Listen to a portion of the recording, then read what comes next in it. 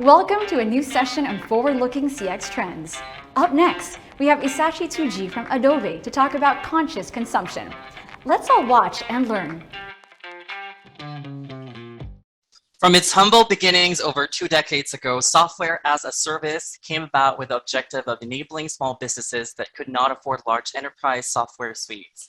Fast forward to 2022, SaaS continues to offer simplification, accessibility, and affordability, which highly discerning customers look for. Today, let us take a look into how the future of CX is shaping us as we revisit the service journey. Our CX expert today has been in the service for 15 years, primarily in the contact center management space.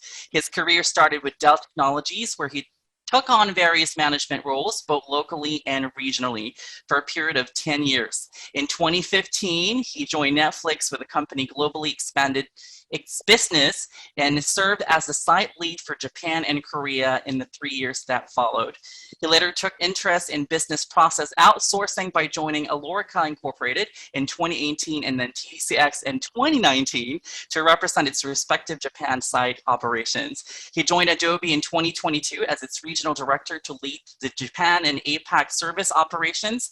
He is armed with a passion to transform operations through the optimal convergence of partner in-house relations along with digital and direct methods to provide an effortless service support model. In 2021, he earned his professional coaching certification through CCMC, which aims to expand impact to develop teams and its members through a solid coaching culture. Outside of work, he enjoys music and outdoor activities. He lives in the beautiful coastal city of Yokohama with his wife and 3 grown kids. I'm glad to have the Director for Worldwide Service and Support, Japan and APAC at Adobe, Mr. Hisashi Tsuji. Hi, Hisashi. Welcome to our conversation today. Hi, Dan. Thank you for your introduction. Very nice to meet you, and so happy to be in here. I am excited with the conversation today, Hisashi, and certainly is an honor. I'm sure that we're going to learn a lot from this very interesting topic that we have today. I know you're ready, so let's start. Sure. All right. Well, today I know the conversation is going to revolve around software as a service. I know that there might be some audiences today who is not yet acquainted with this term. In simple terms, what is software as a service? And also a follow-up, how did this evolve in the last couple of years? Yeah, definitely. Thank you for asking this question. And software as a service is definitely a growing sector, and especially it's growing in parallel with the expansion of the cloud-based services. And it's almost kind of synonymous with the cloud-based service provision. So definitely Adobe is considered one of the services, but besides Adobe, Microsoft Office turned to the cloud-based service recently. And also a company like Salesforce or other company provides similar platform. And actually the various platforms covered by the search service from financial services, human resource services, or CRMs, or many services. So that's maybe the one quick summary around it. Thank you for summarizing it to our audience. Now, Hisashi, if we're thinking about the recent CX or customer service trend in SaaS, cloud subscription business, what do you think about the recent updates on this particular part of the business? Sure. I think, and I'm lucky enough to be a part of this subscription-based services back in the day with Netflix, but in terms of the customer service provision, we feel that a major paradigm shift is going on from transactional service delivery to consultative service delivery, or leveraging digital while leveraging human channel effectively. I can speak a little bit more, elaborate a little bit more about it. And also importance of the customer insights because of the product change, constant product evolution, the customer insights, or maybe even from the frontline agent insights should be reflected into the service to make service or software or any type of platform better places. So these are the maybe quick summary around it. And I would emphasize that the digital versus human channel selection is more and more important recently. And as I mentioned that, because customer service is considered as a part of the big customer journey, customer experience journey, and how well we play the role, it's directly impacting to the customer retention and lifetime value. So hope it makes sense, but this may be the quick summary on the CX trend. It certainly does. Thank you. There has been a mention about service, and you mentioned about digital and human selection. Now let's zoom in on the service journey in today's conversation, Hisashi. What does it mean, and how is it different from customer experience journey? Yep, definitely. So customer experience journey starts from the kind of finding the service and trying and buying and using and renewing. So these are the kind of main key elements in the customer's experience journey. And definitely we should continually look into the customer experience journey.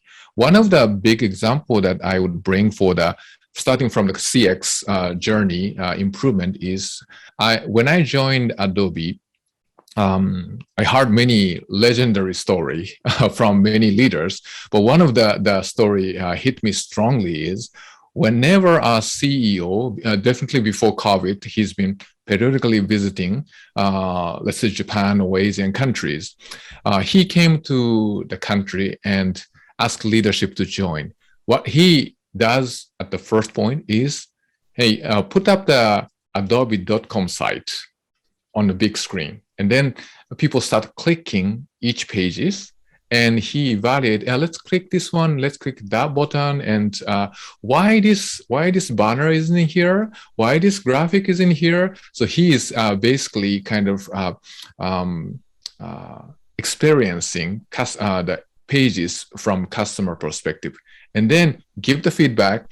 And obviously CEO commands, definitely the fix comes immediately, but he does that every time he visits countries.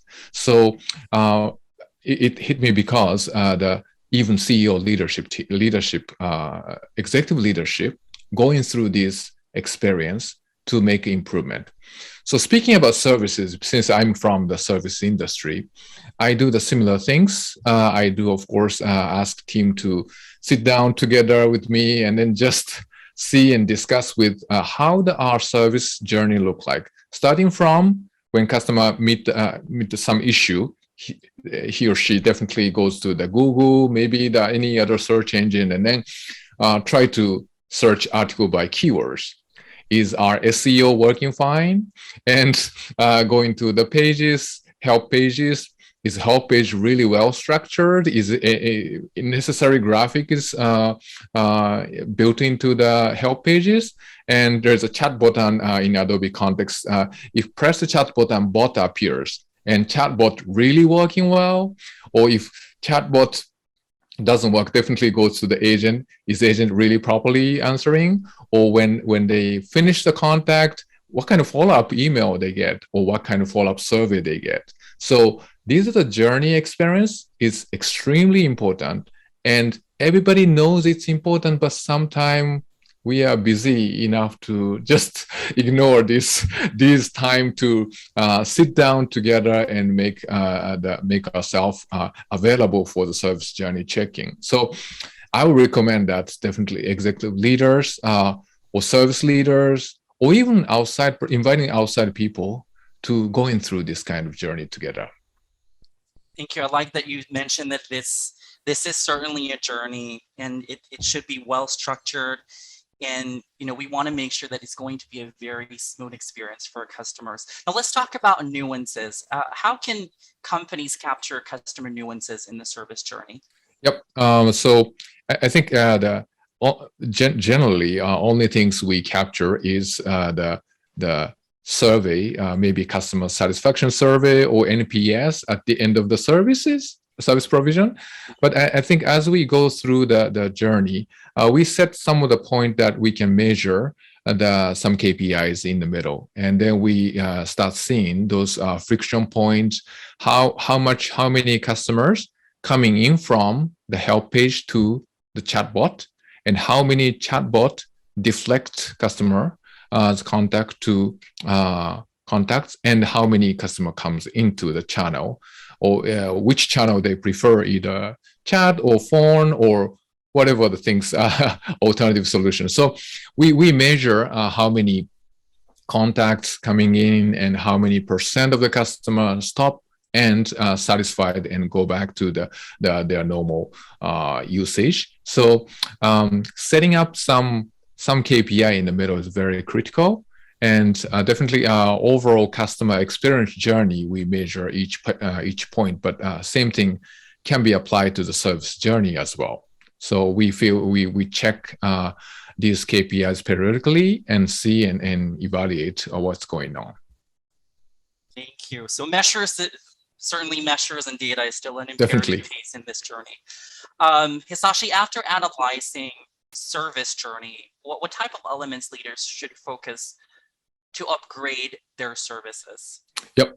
So mainly I would suggest a team to look into the 4 elements, and all start from P for us to easy to remember, but the people, purpose, and process, and performance. So everything actually inside into the service journey from my perspective. So the people aspect is comes first, because it's the big emphasis in the customer service journey improvement. So how is the employee engagement look like? And obviously employee engagement is a buzzword to everywhere, but I would say that we keep continually see and hear about employee engagement toward brand, toward understanding of the business. And one thing I learned from back in the day with the one very famous company is the context, not control. So always feeding context to the frontline team is the very powerful things which we forget and ignore many times. So giving them context, since this SaaS software as a service industry, we bring many changes, but always keep in mind that providing context to the frontline team. In terms of purpose, we continue bring the service promise, service tenets type of things, and revise it each year to provide every agent to be on the same page. And this is a kind of vision casting type of activity. So one of the emphasis in terms of the purpose vision casting is, I would say, the 7 times leaders should deliver the same message over and over to the team 7 times a year. They need to do. This came from the famous book from book author Patrick Lencioni. He emphasized when organization to be healthy, the leader should emphasize this 7 times, and it's a bit challenging for me. Sometimes I have only once a quarter communication, but I need to insert a few more conversation to the team. But this is a big challenge I've taken for the team. For the process, definitely the tools engines are evolving rapidly, and one of the example we had was the recently 3 years ago when we evaluated translation engine to bring Japanese service from outside of Japan, and everybody sits in Japan says that no, its translation quality is horrible. We cannot use that translation services for our service, and we rejected it.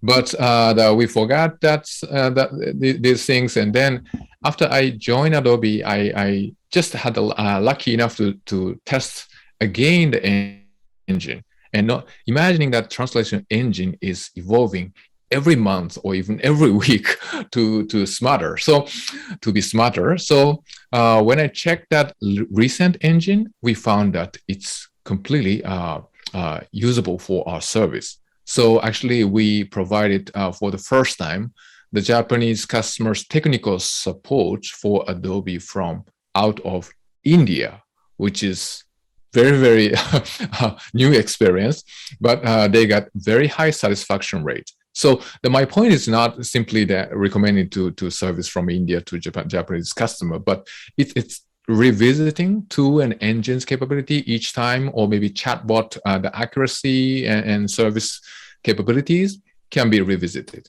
And last and not least is the element is performance, and I would just refer to the KPI. And one of the company I worked for before was brave enough to measure one of the top KPI to remove and then switch to the other one. So how much we can be brave enough to, let's say, for example, let's forget about HT and average handle time, and then replace it to something else, or maybe the retention, high retention percentage, customer effort score, so that we are not binding the frontline team by the handle time, but rather we are bringing new KPI to really boost and contribute to the business. So I spoke many elements, but basically I just emphasize that these 4 elements could be the checkpoint as you go through the service journey. Well, thank you for sharing that, Hisashi. I wrote down people, purpose, process, and performance. And I think what I take away from this conversation is that, we certainly would have to always look into this and update. It's still it's still growing. We need to revisit the capabilities, even the measurements, as you said. It's not locked down.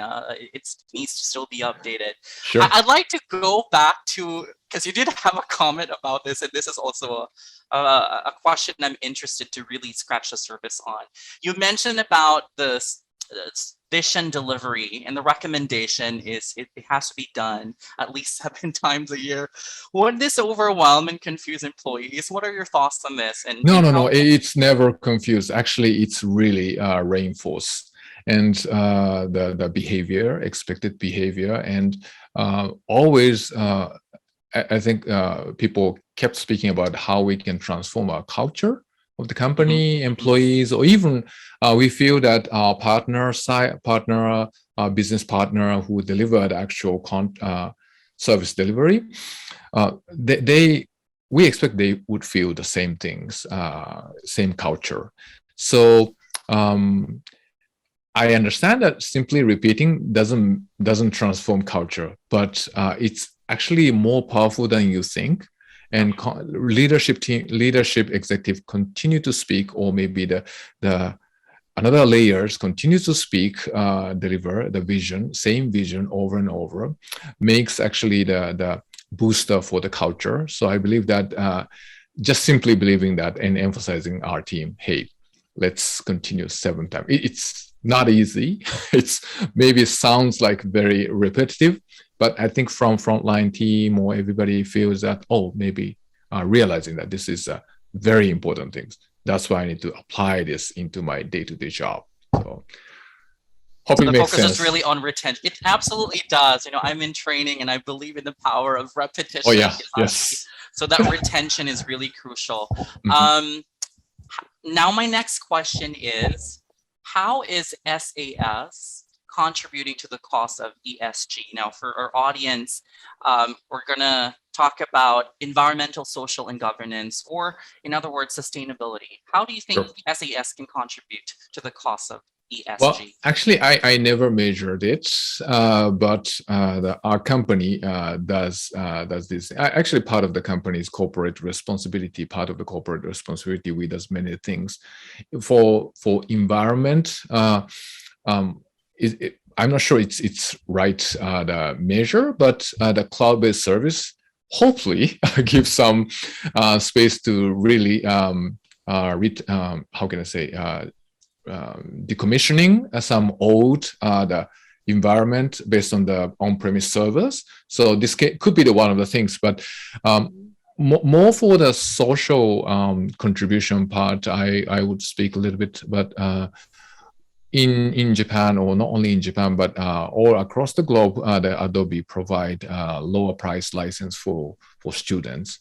But we didn't stop there, but we actually start providing the recently all high school and junior high school in Tokyo have the free license of the Adobe's most kind of elemental service called Adobe Express, which is very easy to use and very easy to really upload the contents to the social media. And our emphasis is, our vision is changing the world through creativity. And another word is creativity for all. So we would like to just give chance for the students in their younger age, they can touch our creative software and unleash their creativity. And definitely it will be the contributing to, at the end of the day, contributing to the society, because as they grow up, their creativity start making impact to the society. So these are the things that we do as a company. Exciting. So many things to look forward to, Hisashi. And so much has changed in the landscape of technology. I'm going to drop my last question for our conversation today. Hisashi, how do you envision the future of CX in the software as a service space? Yep, I really like, as you introduced me, I've been in this industry for 15 years. And in the many part of the industry, I was said that our service is the kind of customer service is a not contact center, but cost center. Maybe many people hear about it. And the cost center is not, of course, the pleasing our services, but more for the kind of it's using your consuming cost, basically. But now we are transforming ourselves to the direct or indirectly contributing to the revenue of the company, and customer service will be considered as a very vital part of the customer experience journey. So my hope is to really, and also from the number of touch point perspective, customer service or technical support or whatever customer care has biggest number of customer touch points. So I would keep encouraging to my sales folks or many marketing team, hey, why don't you leverage this great source of the information so that we can make our product better or our service better or process better or marketing approach better. So I see kind of the bright future for the CX related people or CS related group of people. Well, Hisashi, thank you for giving us a great perspective of how software as a service is defining the future of CX. And like what I said, there's so much to look forward to, so many new things I bet is going to come our way. And with a number of benefits it offers, which include scalability, ease of use, cost of savings, enhanced security, and interconnectivity, customer experience is looking more promising than ever. And again, Hisashi, thank you very much for this wonderful conversation. We learned a lot today. Thank you, Dan. Actually, I enjoyed the conversation with you too. Thank you so much. Well, this has been another exciting conversation. Thank you for joining us today. See you on the next one. Bye for now. Thank you for joining us on this session of Transformative CX Talks. We have more discussions from esteemed CX leaders, so make sure to check out all our videos to learn more about the CX industry.